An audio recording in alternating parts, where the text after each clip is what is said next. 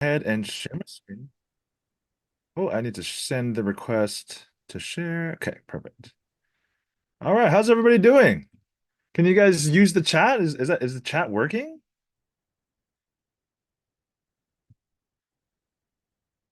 All I right, think let's I see. may set the chat to allow students only message me. Okay. I'm sorry. I think I'll work on that. Okay, sounds good. Otherwise, yeah, I see some thumbs up out there. That's good. Hello, thumbs up to everybody. I'll go ahead and let me expand. I think we will do this. Okay, perfect. Okay, great. So yeah, first of all, hey everyone, really nice to be with you all. I am really excited to talk about this subject. I really want to make sure that you have the confidence you need to just start networking right now and take you through at least the first round is what I'm going to cover. But I think the skills that we're going to learn today are going to allow us to be more successful for all of our job search. So all the way to the final round, all the way to future jobs, et cetera, et cetera. So life will be good. Before we dive in, let me just introduce you to myself. Tell you a little bit about my story. So yeah, I was just like you all, just a Haas transfer. So, or not all of your transfers, but I definitely went to Haas and I transferred there. And I'm part of the class of 2018. So it's been it's been quite some time. So really nice to be with you all and stay fresh with you all here. What I did right when I graduated was I started off in sort of the Silicon Valley space. So I was a financial analyst at this place called Maxim Integrated. They worked on hardware, so they did semiconductor chips and a lot of fun there, a lot of action, as you can imagine, in that space. And then I eventually wanted to move into something a little bit more exciting, to say the least.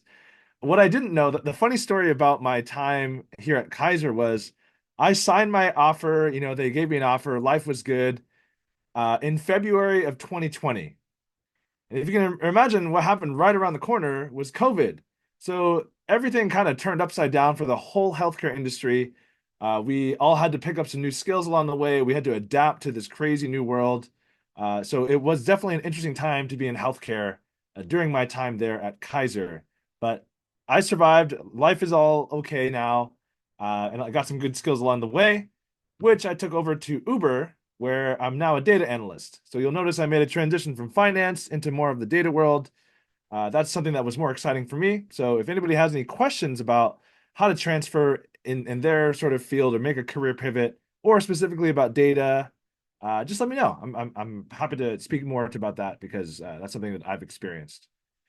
Other than that, I really enjoy, karaoke. I don't know if anybody here likes karaoke. Anybody like karaoke? Thumbs up.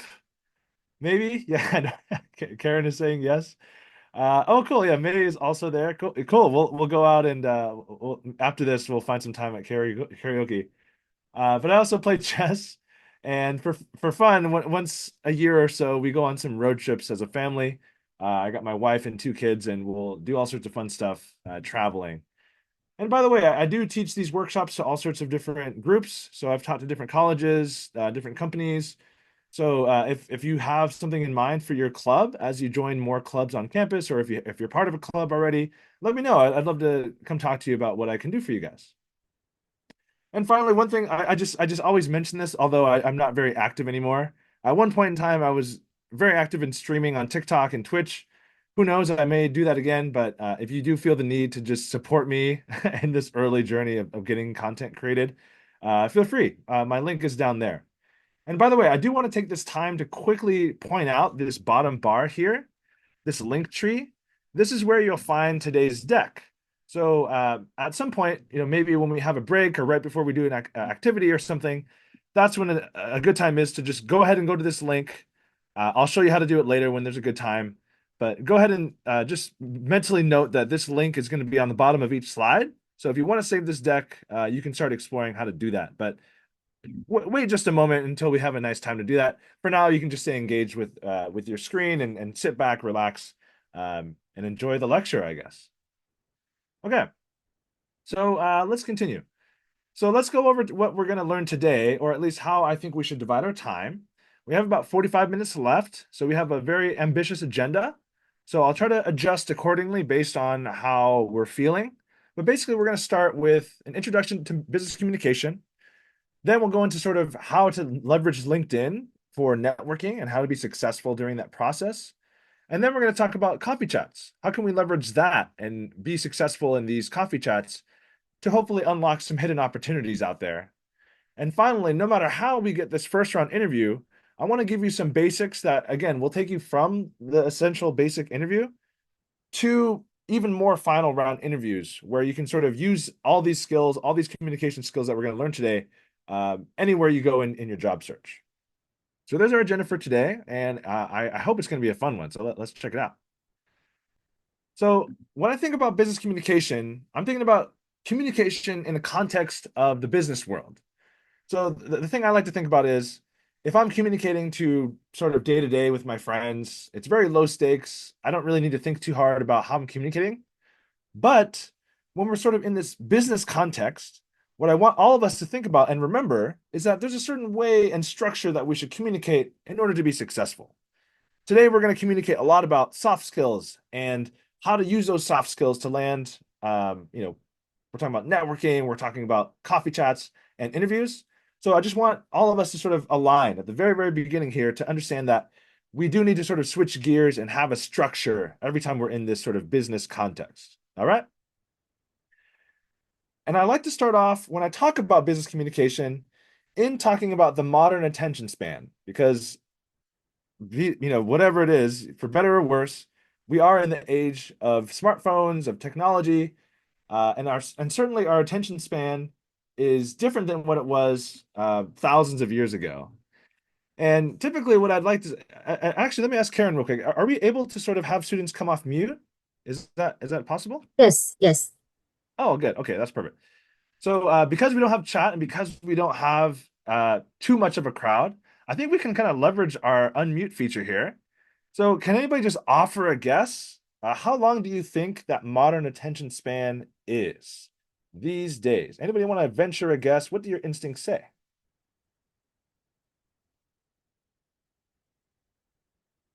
I'm I think virtually 10 scanning. seconds. Oh, what was that, mate? Go ahead. 10 seconds. 10 seconds. Nice. Very to the point. Nice and short. I like the guess. Okay. Can we get another just guess? Just throw a number out higher or lower than May. Anybody else have a guess?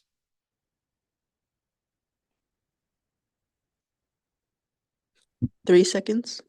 Oh, 3 seconds. Wow, Isabel, thank you for responding. 3 seconds. Very I think the word is pessimistic. There might be a better word than that, but I think it's correct. I think ultimately we're looking at 8 seconds, potentially even shorter.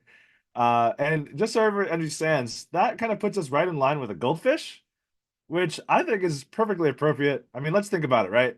8 seconds is how long it takes if I'm talking to somebody before I start thinking about what I'm going to eat for lunch, or before I think about what I'm going to do later on in the evening. So I don't know about you guys, but I'm constantly refreshing my focus to what I'm doing now. And of course, it's worth mentioning that, of course, if I asked you to study or if I asked you to work on a project, you're probably looking at 20 minutes of focus, just work. But especially in the context of business communication, we don't have much time to work with.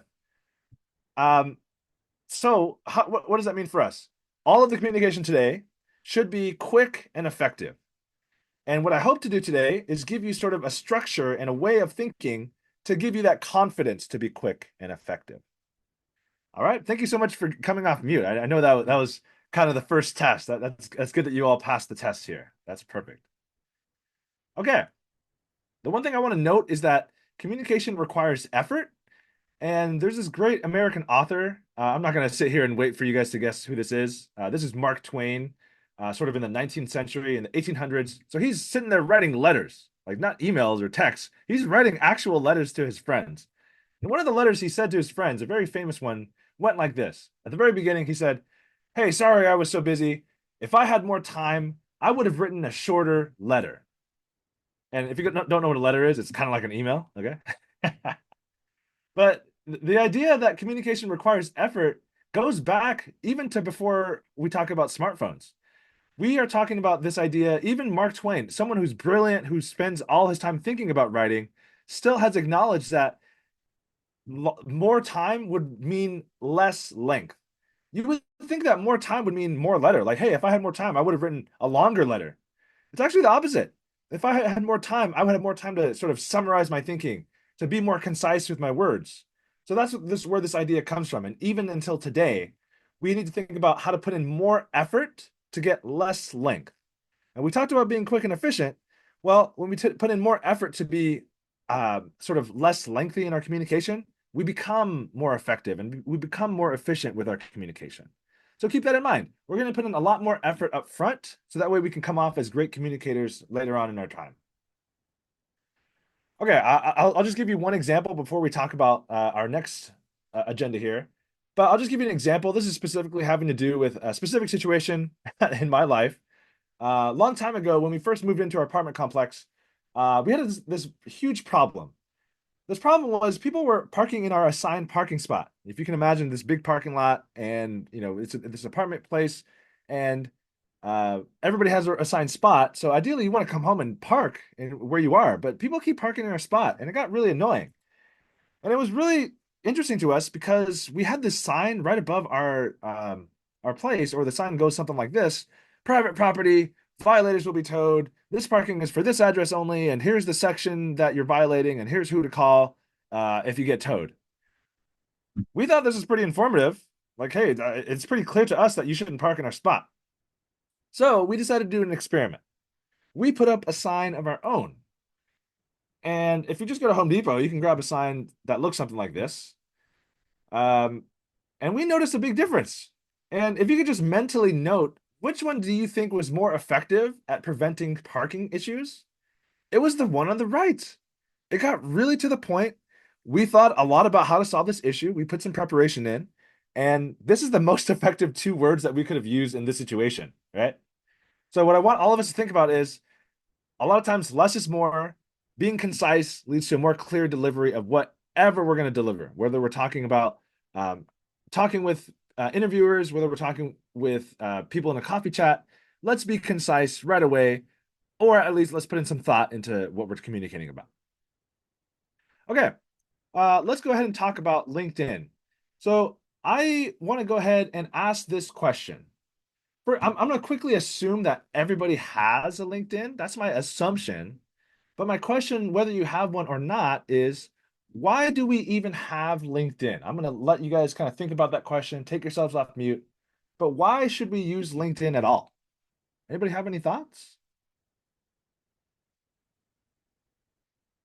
I would say it's just a way to virtually connect and network and reach more people that you might not be able to meet like in person. Yeah, that was a great answer, Caitlin. Wow, yeah, that actually nails everything. LinkedIn is our modern tool. I'm just going to pull up my own LinkedIn here. LinkedIn is the modern tool to meet people that, yeah, you wouldn't have normally met. If you think about right now in your physical network, you have people in your classroom, you have people on campus. You could potentially network with those folks, but sometimes you want to reach out to, existing professionals, make new connections out there. So I think we have a pretty solid understanding of what LinkedIn can do, but I want to point out some things that you should have before you start networking. Okay. So what you should do, let's see, I can't, this is not super easy to see. I'm trying to show, anyway, let's see if my friend Sanjana has hers quite ready. Sanjana is also sort of a business student here. Let's look at her. Okay, cool. The reason I'm showing hers as opposed to mine is because I can see like the full view. Right now, it's sort of like I'm editing my own profile. That's kind of hard to see. So anyway, getting back to what we're talking about, what we should have before we start sort of reaching out for coffee chats with folks, we should have this at least complete. It doesn't need to be perfect. I'm doubtful that people actually sit there and scrutinize what you write here. But if it's blank, it makes me think that your profile isn't complete. For example, if you're a student trying to reach out to me, I would be, I don't know, more hesitant if I saw this as blank. I would certainly be more hesitant if I saw zero experience here. Whereas you can see she's put or some time and some thought, and she's prepared um, her experiences here. So I do encourage you to at least get the experiences in here. You don't necessarily need to have the bullet points ready to go, although that is always helpful. But just speaking in terms of what's required, in my opinion, for you guys to start networking, just have your profile complete is my recommendation. Definitely have a nice recent profile picture. Ideally, it has, really professional look to it, is ideal. The other thing that I want us to keep in mind is that we do have this activity feature, and I know Sanjana is going to be like, "Thanks for blasting my activity," but she happens to have some great activity ready to go. Let me ask you this real quick, and this is part of the reason why it's important to be active and not just sort of in the background or lurking on LinkedIn. What impression do you have just from this section right here, based on her activity? What impression do you have? Does anybody have any thoughts? Just take yourself off mute. What sort of reaction do you have just looking at this right here? Is it a good impression, a neutral impression? Do you have a bad impression potentially? There's no right answer. Just kind of curious. What do you guys think? She's very active, considering most of her posts have been like 2 weeks, 1 week. So she's active on her LinkedIn and very encouraging. Yeah, that's great, man. Anybody else have any other thoughts?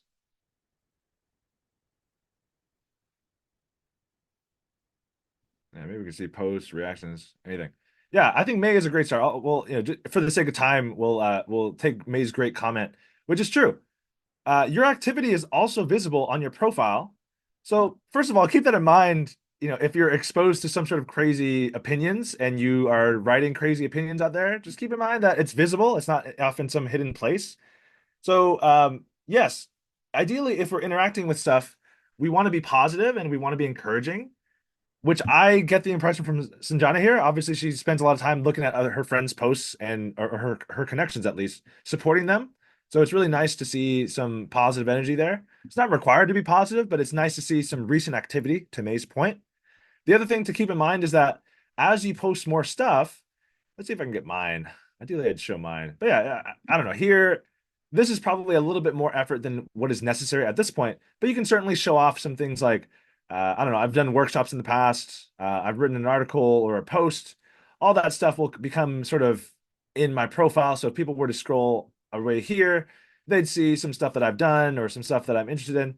So, for example, at this time, when AI was really coming around the corner and on the come up, I made this post about how AI chatbots work, and it was pretty interesting. So, for example, if I really wanted to show that I'm interested in AI, I would post about AI. I would repost about AI. I would make comments on posts that talk about AI. That way, I at least come off, as like, hey, I have a proven interest in this subject. Okay, with that in mind, let's go to our first activity.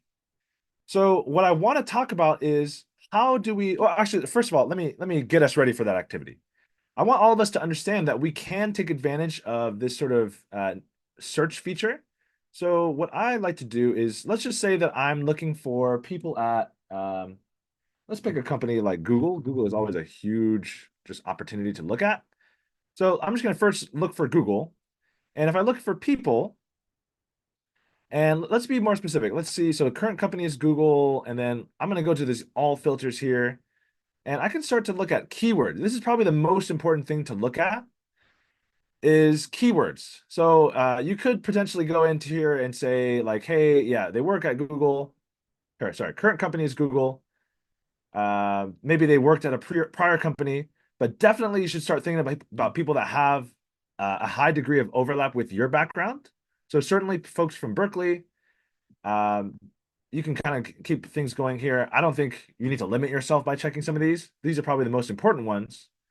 And then we can start looking at things like, why don't you guys give me an example? Can someone give me an example of what type of role you would want to see? Like who would you want to meet from Google? What would their title be? Can someone offer a keyword for us? Maybe HR talent acquisition. Yeah, great. So we can do, let's just do human resources. You might want to experiment with HR or human resources. Either one is fine. Let's see. Oh, that's not that much. That is very small. Maybe I should do HR. Let's go back to all filters, and maybe we need to redo some of these. Let's see. Current company is Google. And let's see, HR. And then keep in mind too that like I am limiting the search every time I, click something. So if I wanted to really expand my search, I could definitely take some of these keywords out. But already we have some great connections and great hit results here. So here are some people that I might want to reach out to. So typically, if we're trying, so there's two kind of things to look out for. If I'm trying to be interested in a certain role, like if I want to work in HR, I should probably find people who are working in HR. If I want to find a recruiter, I can search recruiting, and then hopefully they can find someone for us that are recruiting in a certain industry or a certain part of the company. But for now, if I look, let's just click on any one of these. And one thing that we should all just understand, every time I click someone's profile, they're probably going to get a notification. I could probably turn that setting off on my end. But right now, Natalie has seen that I looked at a profile. Just something to keep in mind. That's how LinkedIn works. Totally fine. But I can see that there's some potential overlap here. So of course we went to the same school, which is great. I can see all sorts of, this person looks like they were at Google for quite some time, which is awesome.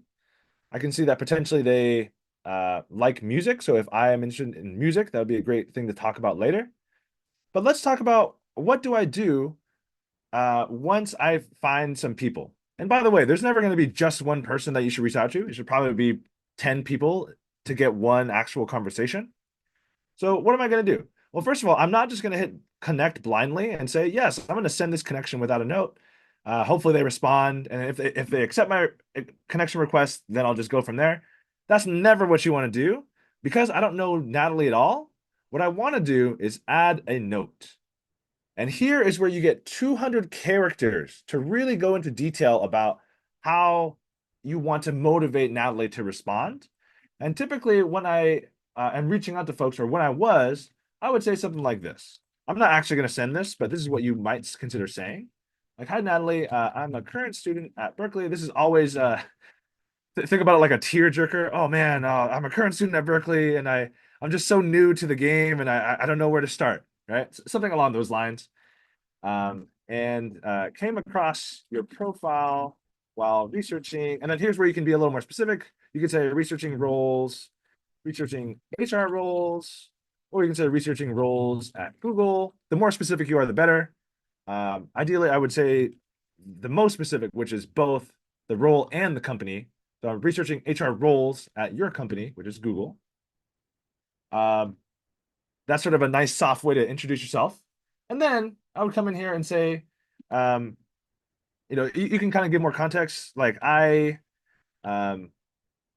now, I'm just trying to understand the best way to blah, blah, blah. And you'll notice that we're running out of characters right now. So a lot of times I do have to kind of skip over this one and hope that my call to action is really inspiring or really gets their attention. And my call to action is something like this. Would you be open to answering a few targeted questions about your experience? And then again, ideally you would kind of massage this. Maybe you would make certain things shorter, certain things longer, but ultimately you have this much room. It's not that much, to be honest with you.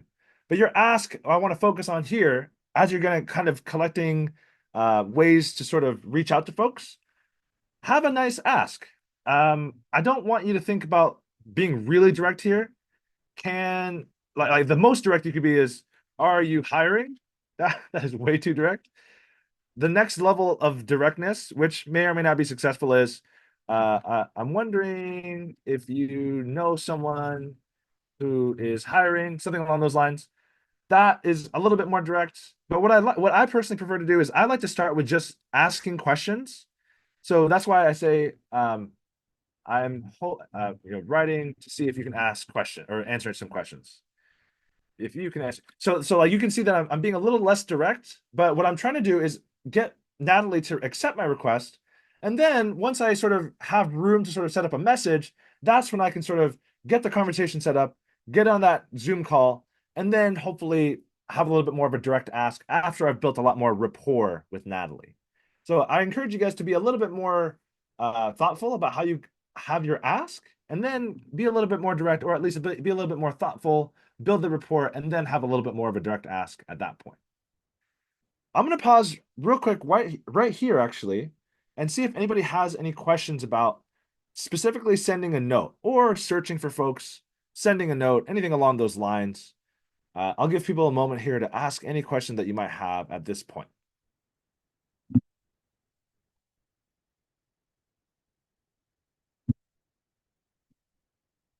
Okay, maybe thumbs up if it's good. Can I get thumbs up? Let me know. Nice. Okay, thumbs up from Isabel. Cool. And May. All right, great. Perfect. Okay. So that's how I'd recommend that you start. And by the way, in the slide deck that I have for you, let's actually quickly go into how you can download this thing. In the slide deck, my point was I have sort of that language here in case you want to reference it. You can certainly leverage a tool like ChatGPT to come up with some ideas for a request. However, I do recommend that you put a human touch every time you send something. Actually type it out. Don't just copy and paste. Like maybe you feel a little bit better just by typing it out so it doesn't feel so robotic. But try to customize it, make it feel more human each time. That's what I encourage you to do, because at some point it just doesn't feel exciting, and it'll come across somehow to them if it feels like very transactional or robotic. But let's go ahead and get this link tree going. So this link tree is here. I wish I could paste it to you guys, but I think for now just kind of roll with this. What you'll see is this thing jump out at you that says Dan's course materials. Go ahead and click that top button, and then you'll be able to see two things. The first thing you should see is today's material. So in today's workshop at the very top, let me just actually real quick put a date on this thing. Let's put today's date. That way we can easily identify it. So there's that one. It's that first one ready to go. So feel free to make a copy. Secondly, I have plenty of prior workshops on Excel and all sorts of data analytics. I talk about personal finance and some spreadsheets in here. So if you do feel motivated to learn more, you certainly can check out some prior material from prior workshops at that same link. Feel free to check that out as well. And by the way, feel free to add me on LinkedIn as well. I think my LinkedIn's on here. Yeah, my LinkedIn's here. Feel free to add me if you haven't already. It would be great to connect with you all, at some point in time. Okay. So let's continue. Let's talk about coffee chats. And I'm going to talk about how to sort of approach the coffee chats as you have them and how you sort of approach networking in general. And I do want to spend some more time on this this first round interview, or at least how to master the first impression of any interview that you do. So we're going to do a little bit more focus there, but let's talk about how to approach the coffee chats. So at some point, somebody like Natalie, somebody out of 10, or hopefully not as much as 20, but at some point, somebody will respond and they will say, hey, that sounds great. Let me know how I can help. That's when you say, oh, thank you. This finally worked. There is a numbers game involved here, but you can just kind of pray and thank the LinkedIn gods for helping you with this part of the process. Now what? What do? So whatever you say, your response should include at least 1 to 2 sentences, more context, sort of like respond and say, oh, great. Like, again, you don't have much time to sort of explain too much at first. So that's where you can kind of go in here and say, yeah, I'm a junior. I've been studying this. So far, I've had an internship in this place. Whatever context you want to provide is always helpful. And then the most important thing is don't just sort of like have the conversation. You can start saying things like, when's the best time for you to meet on this? Here are some times that work for me. Here's some Google Meet info. Or let me know where I can send the Google Meet calendar invite. And finally, this is the most important thing, last but not least, is have gratitude. It should come across as thankful whenever you kind of are the student in this scenario. You should sort of have a lot of thanks, a lot of positive energy would be really appreciated in most scenarios. I'm not going to sit here and read it, but essentially here's how a response might look. It would say something like, hey, great, thanks so much for taking the time. Here's what I've been doing. Here's where I'm at essentially in the process. For a video chat, and I'm assuming they want a video chat, but you can also kind of think about a phone call. I recommend sort of saying, first of all, a couple different times, like, hey, I'm free this Thursday from 12 to 4, or this Friday from 10 a.m. to 5 p.m. So we're reducing the amount of time it takes to sort of set that meeting up. Because the last thing I want to say is like, oh yeah, here's what I'm doing. And they're sort of guessing what they should do. Oh, do you want to talk still? Like, what's going on? And then you say, yes, I do want to talk. When do you want to meet? Oh, it creates a lot of back and forth, right? So the more information you put up front, the better. And ideally, this is a nice subtle thing that we can do here. We're not going to say, oh, we're going to take a whole hour of your time. We're just trying to get like 20 minutes of your time. 10 minutes feels short. 15 probably feels reasonable. 30 maybe feels a bit too long. That's why I typically suggest 20, but whatever amount you think is right, go for it. But definitely mention that here so that way they are at ease knowing how much time it is in terms of a commitment on their end. So, hey, for a 20-minute chat, what time slot works best for you? And then that's where I kind of mentioned, hey, we can also set up a Google Meet calendar invite, or I can set up a phone call. I can give you my number for a phone call, but let me know what time works best for you. This is how I'd structure any sort of response. Definitely make it more customizable for you and make it feel more human for, how you want to approach things. Okay. So let's understand the dynamics behind these scenarios. I want you all to understand that there's a lot in it for you. These are great opportunities to get a lot of different things going for you. You'll get a lot of valuable guidance, some new information that you hadn't even considered, and a lot of great case scenarios. You're getting some potential leads on internships and jobs. Really, really great things. At the very least, you're getting some human connection, some practice with soft skills. So there's a lot of positives just by putting yourself out there. There's a very low stakes, high return way to sort of develop yourself. Let me actually ask you here, before I show this part of the slide, what do you think is in it for them? There's plenty of that's in it for you, but what is in it for them? Can we just sort of guess what could possibly be in it for the professional involved here? What ideas do you have? What's in it for them?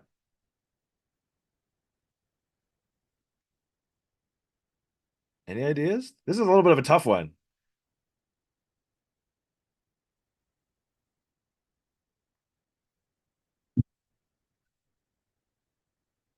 Ooh, did I stump us? Yeah, this is, I actually, when I was coming up with this, I was thinking about how could I come up with this all equally great list of what's in it for them?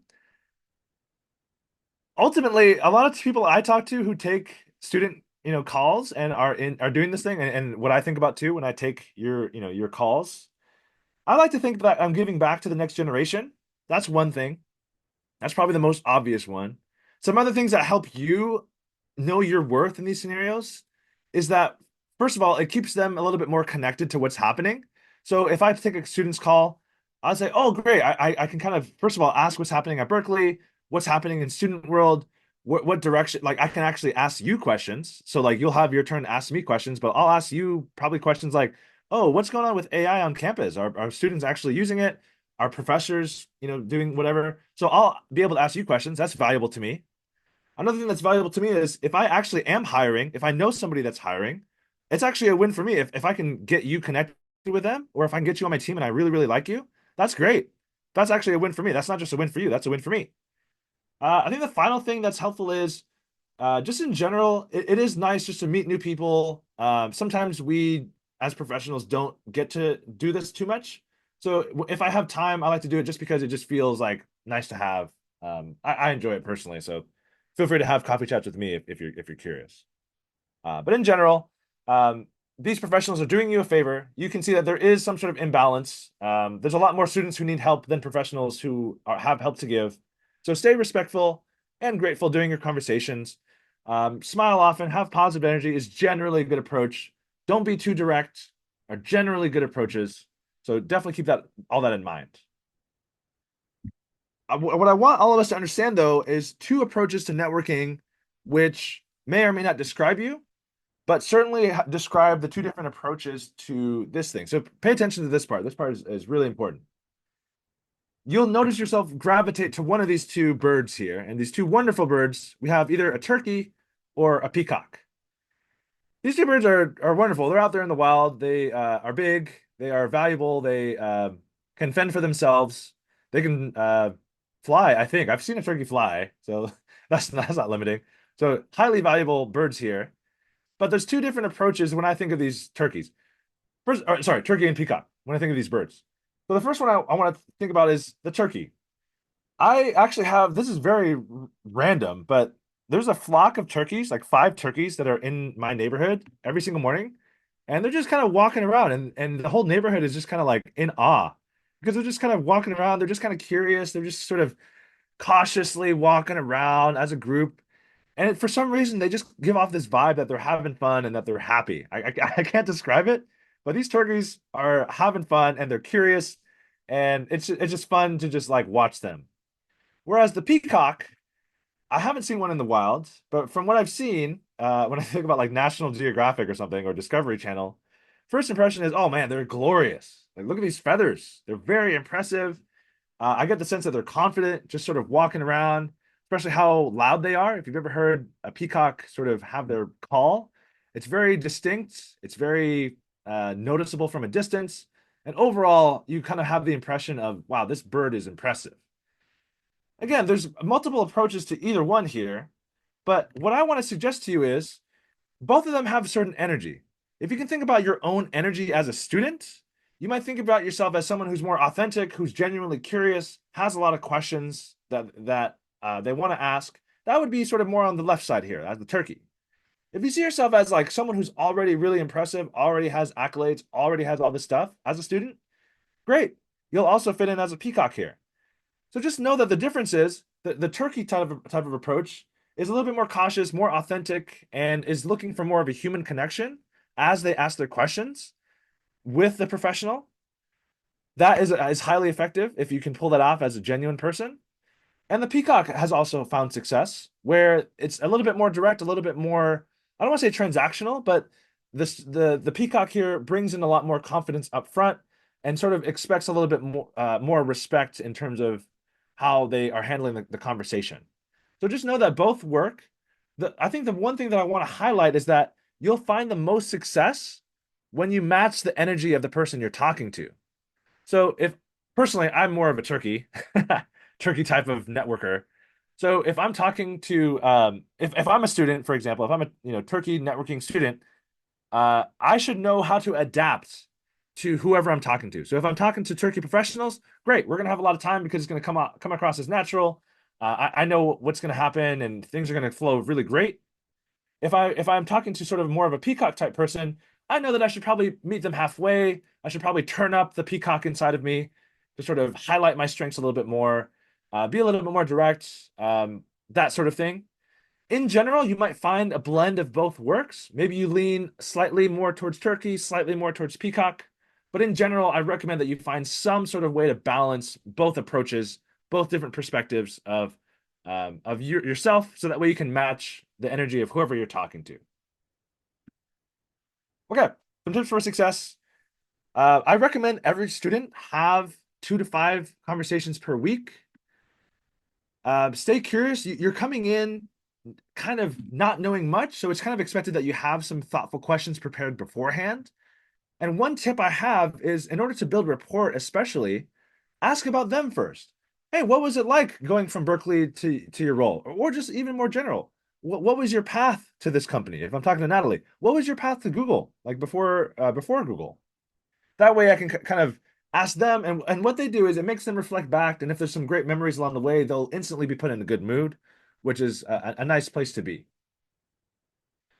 And don't just be robotic. I know you might have a list of questions, as you should, but try to adapt it to the flow of the conversation. If you have 10 questions, you're probably not going to get all of them answered.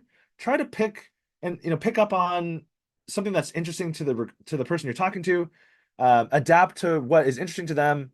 Maybe they are answering a question that you separately have, so maybe you can weave that in somehow. So it's okay not to get to everything, but just keep in mind that you should sort of adapt to the person you're talking to, adapt to the flow of the conversation. And finally, think about what you want from the conversation beforehand. Sometimes it's just information. That's what I personally recommend. Keep it very low stakes. A very low stakes sort of turkey approach would be any other ways I can best prepare at the very end, right? Any other ways I can best prepare for a future role in sort of the Google HR space or at a company like Google? Anything I can do, any sort of projects I can take on, anything that you recommend?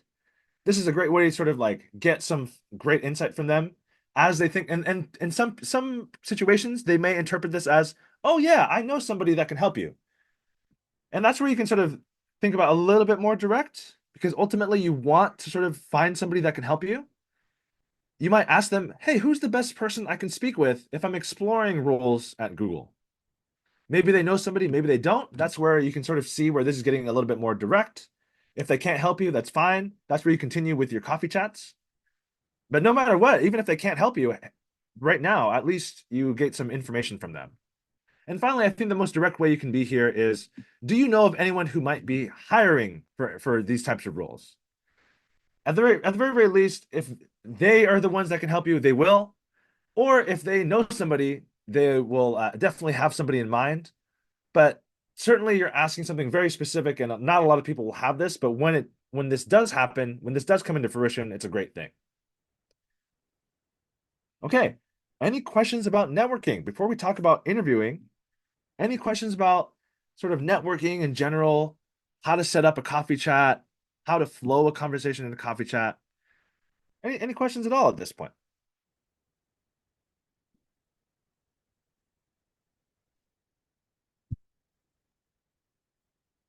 Okay, no questions. That's great. Well, I think we have time for some great activity here on the first round interview. And once we get to this first round interview, and really, I want us to master the very first question, and not just the first round interview, but in any interview. And I'm going to leave you with sort of my response to sort of the main questions that we have here.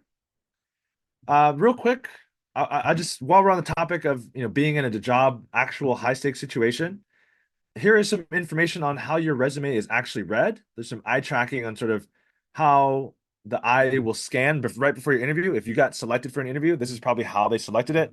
They'll sort of scan the top section. They'll go through your first experience and sort of glance at the left side here for the main experiences that you have. So you got 6 seconds or so here.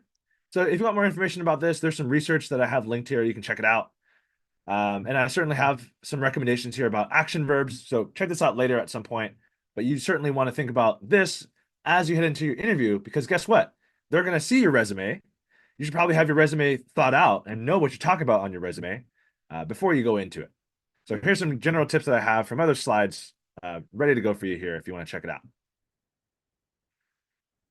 Okay, so let's talk about the main question that we get. But right before, I just want you to understand that when you're in an interview setting, you'll probably have a moment where they'll look to you about, oh, so why are you interested in us? Yeah, I just saw an open role and I applied. I didn't actually know about your company or what you do. Yeah, this is not a great approach to this, right? You want to be prepared. This is someone who is about to fail their first round. You definitely should have an understanding of the company, sort of how they make money, what the company does at a high level, who are their customers, right? The industry. So, for example, if I'm thinking about Uber, where does Uber play? We play in a space with DoorDash, with Lyft. We play even in sort of situations like Waymo, where we are thinking about autonomous things, Tesla. This is the entire industry that we're working with, right? So a very basic understanding of the industry is going to be a really, really great thing to have ready to go for you. And finally, the role. I don't care if you've never heard about human resources or data analyst or financial analyst, consulting, whatever the case is, but you certainly should have some sort of understanding of what a typical, person would do in that role way before your first round interview. So try to do all that research up front so that way you feel a lot more prepared. Okay. So this is probably the best thing I can give all of you in terms of tell me about yourself.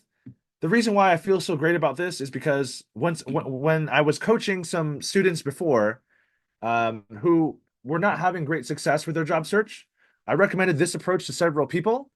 They've all come back to me, and after using this, they've said that they've had great success after using it. So they've gotten offers after using this, which is really great to hear. I encourage you all to think about this as well. And it goes something like this, sort of a 4-part process.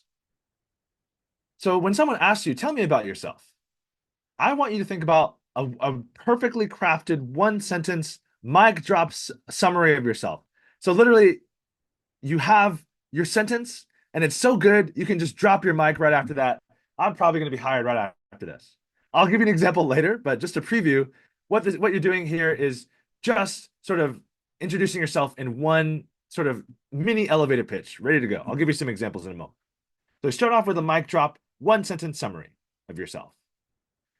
Then we're going to start storytelling. So we're going to start talking about how your interest in this sort of field or this role or this company, how did it start? So for example, you might say, when I was at Berkeley, I took this course on X, Y, and Z, and I found financial analytics to be really fascinating. I noticed from there, I started taking some projects, and as I did more research, it became really clear to me that I was interested in this field. That's sort of how it started. How did your interest start? Then you can start talking about even more detail. How is it going now? So you went from how it started, and now let's talk about how it's going. So if we're talking about like financial analytics, let's say, I can say now that most recently I've had this internship, or most recently I've joined this club. Let's say club because I know a lot of us are just starting to get internships out there.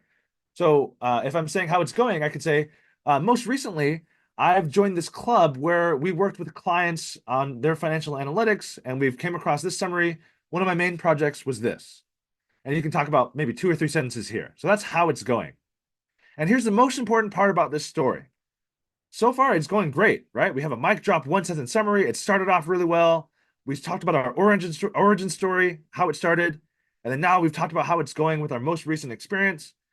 But here, we're going to talk about why I'm here, why I think it's a great fit for this, why I think I'm a great fit for this role.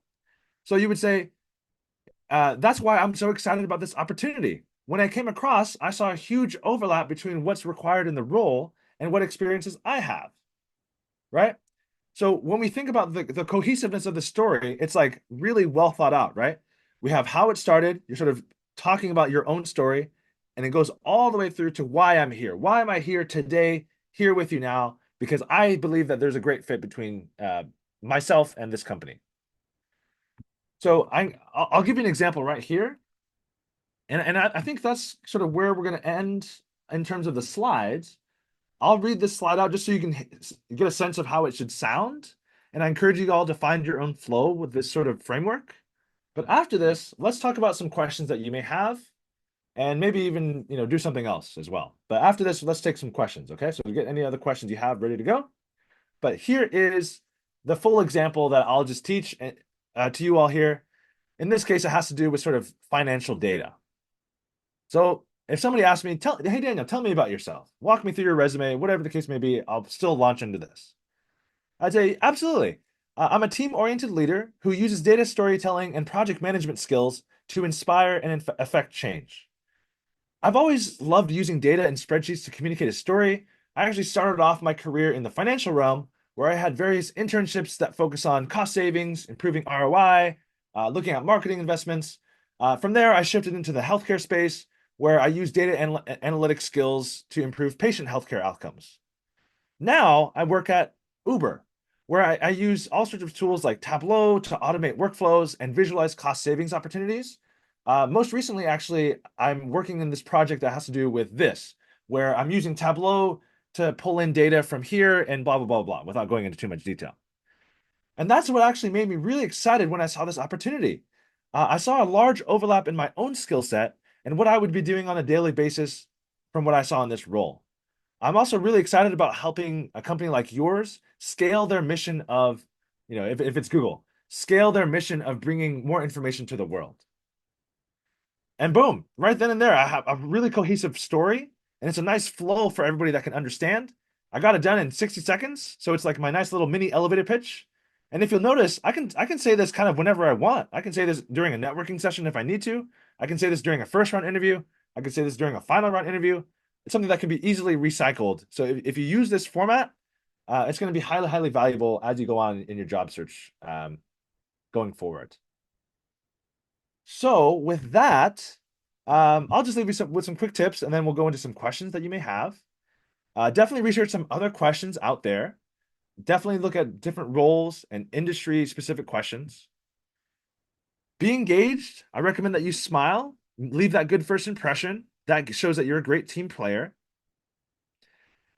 And another thing that I want to recommend to you all is that if somebody asks a question, there's no need to really rush into the answer. You don't get points for speed.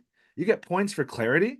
So definitely take a moment to collect your thoughts, think about the question, recall a specific instance, and then launch into your question. And one approach that I recommend that I'll leave here for you is the STAR method. That's still recommended today, but I've heard about it since I was a student. So you talk about your situation, and again, research this more on your own for the sake of time. Look at the situation that you were in, what task, like what did you have to do? What were you asked to do? talk about what your action was. What did you actually end up doing? Walk through your steps that you took. And finally, what was the result of your work? If you could measure the impact of what you did, that's even great, or even better. It's going to be really great for this situation. But this gives a really cohesive framework to answering most situational questions. And finally, just have some questions ready to go for the interview at the very end. Don't just wing it, but just have 3 to 5 questions, but only ask 1 or 2, kind of based on the flow of the conversation. Okay, with that, that will do it. Before I officially wrap up, I want to make sure that we have time for any questions that you have. I can stick on for another minute or so here, but any questions from anybody here in the audience? Hey, Daniel, there's a question from Natalie a few minutes ago that I wasn't able to share with you, but Okay. the question is if I send a note with a connection request and they didn't respond, I think this is talking about coffee chats. And then, so how do I message them again? Yeah. I think one follow-up is appropriate. However, if you're doing a LinkedIn connection request, there isn't much of a follow-up that you can do because it's almost like just one connection request that you do.